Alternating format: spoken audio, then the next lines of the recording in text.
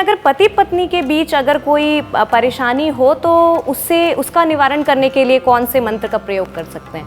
ये तो वाकई आप बहुत लोगों का कल्याण करने वाले हैं। जी बिल्कुल।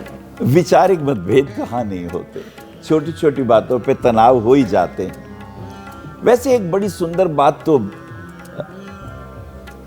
गुरु नानक जी ने कही है कि एकन कही दूजे ने मानी, कह नानक दोनों ब्रह्म ज्ञानी।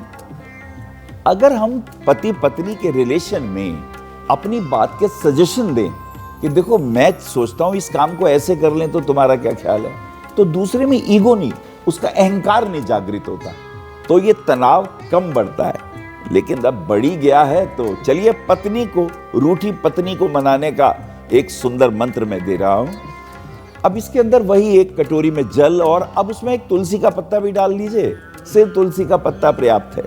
और ये रहा मन, पत्नी मनोरमा देही मनोवृतानुसारिणी, पत्नी मनोरमा देही मनोवृतानुसारिणी तारणी दुर्ग संसार सागरस्य कुलोद्भवाम। ये दुर्गा सप्तशती का बड़ा प्यारा मंत्र है। एक भक्त मां से प्रार्थना कर रहा है कि हे मां, मुझे मनोरम ऐसी पत्नी दो, पत्नी मनोरमा देही मनोवृता अनुसारिणी, जो मेरी वृत्तियों को, जो मेरी इच्छाओं के अनुसार हमारे परिवार का और हमारा कार्य को करने वाली हो।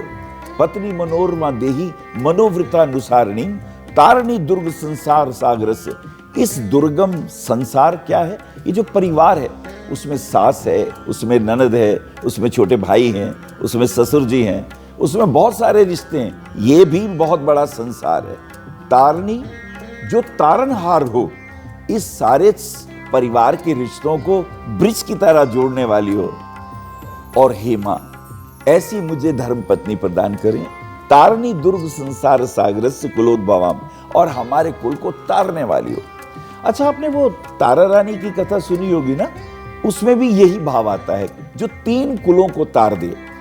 पत्नी वो बेटी किस कुल की है, वो बहू किस कुल की है, और आगे वो जो दादी बनेगी, नानी बनेगी, उन बच्चों को क्या संस्कार देगी।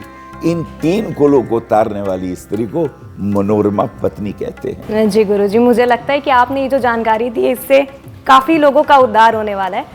तो ईश्वर करे मां की कृपा से ऐसा हो।